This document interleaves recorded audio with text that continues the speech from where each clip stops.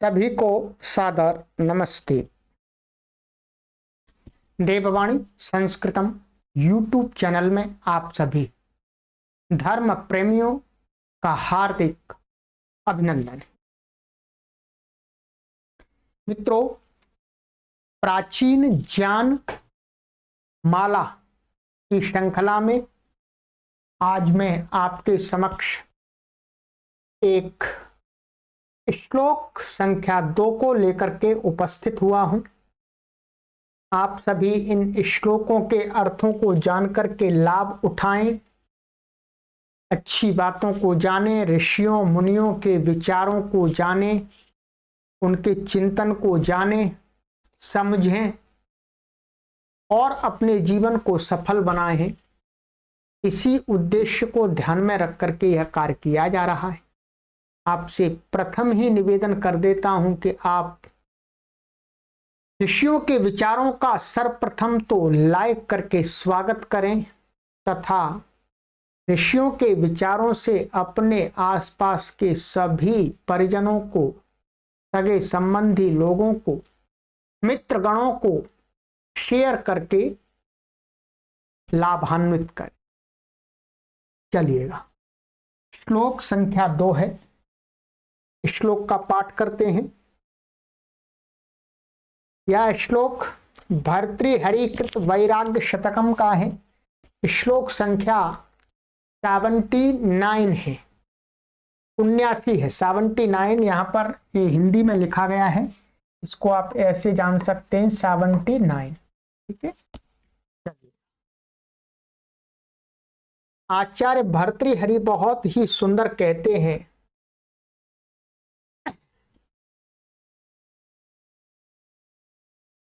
यावत् स्वस्थमिदं शरीरमरुजं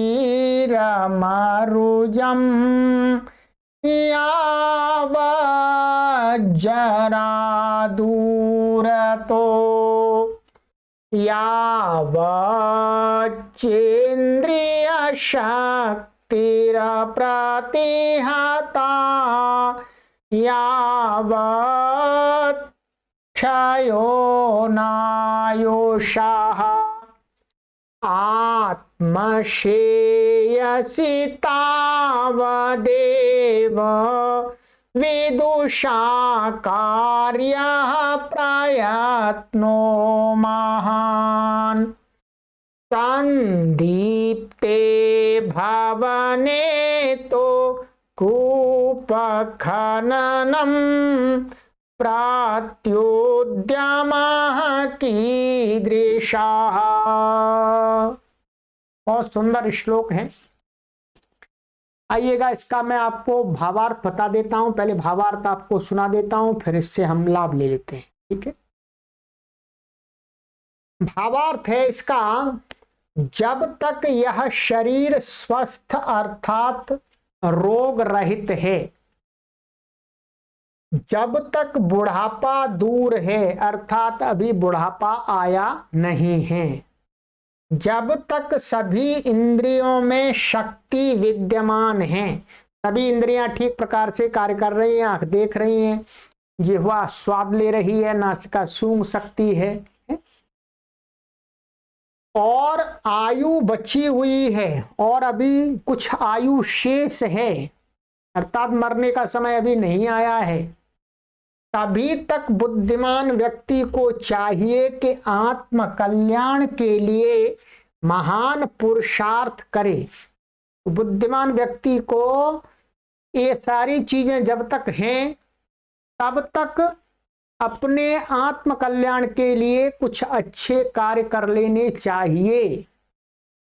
अन्यथा कहते हैं कि जो व्यक्ति इस अवस्था में आत्म कल्याण के कार्य नहीं करेगा और जब मरने के समय आएगा तब सोचने लगेगा कि लाओ अब मैं कुछ धर्म पुण्य कर्म कर लूं, उसकी स्थिति को बता रहे हैं कि अन्यथा जैसे घर में आग लग जाने पर कुआं खोदने से कोई लाभ नहीं होता, वैसे मृत्यु काल में कुछ भी नहीं हो सकेगा।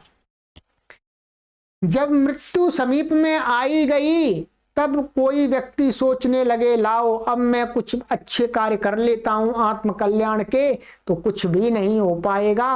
वो तो ठीक उसी प्रकार से होगा जैसे किसी व्यक्ति के घर में आग लग जाए और तब वो कुआं खोदना आरंभ करे कि मैं कुआं खोद करके पानी निकाल करके इस आग को बुझाऊंगा, तो उस व्यक्ति की जो महान मूर्खता होती है कि घर में आग लगी और वो कुआं खोदने में लगा हुआ है और पानी निकाल के बुझाने की सोच रहा है, तब तक तो सब कुछ स्वाहा हो जाएगा, कुछ नहीं।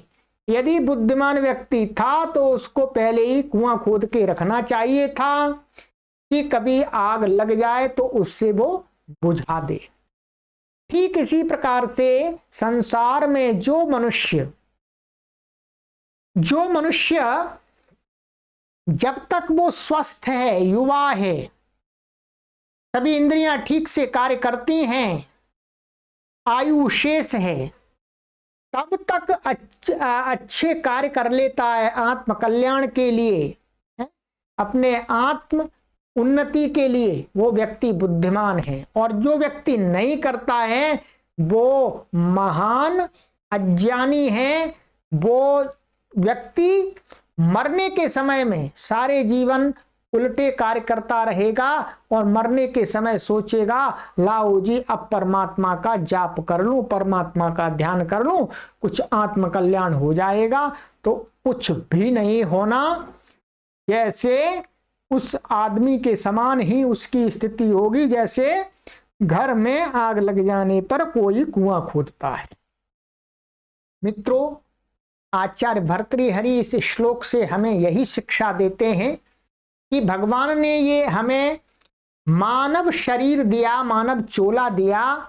इस मानव चोले में हम जब तक एकदम स्वस्थ हैं, हमारी इंद्रियां कार्य कर रही हैं, शरीर में शक्ति है, तब तक ही हम अपने कुछ अच्छे कार्यों को कर लें।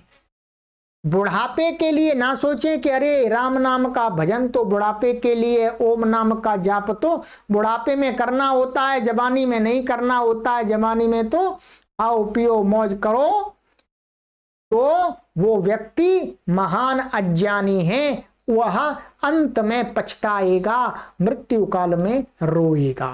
मृत्यु काल में ना तो ओम का नाम होगा, ना ओम का ध्यान होगा, ना राम नाम का जाप होगा। तब तो चुपचाप पड़े रहेंगे और थोड़ी देर में चल पड़ेंगे।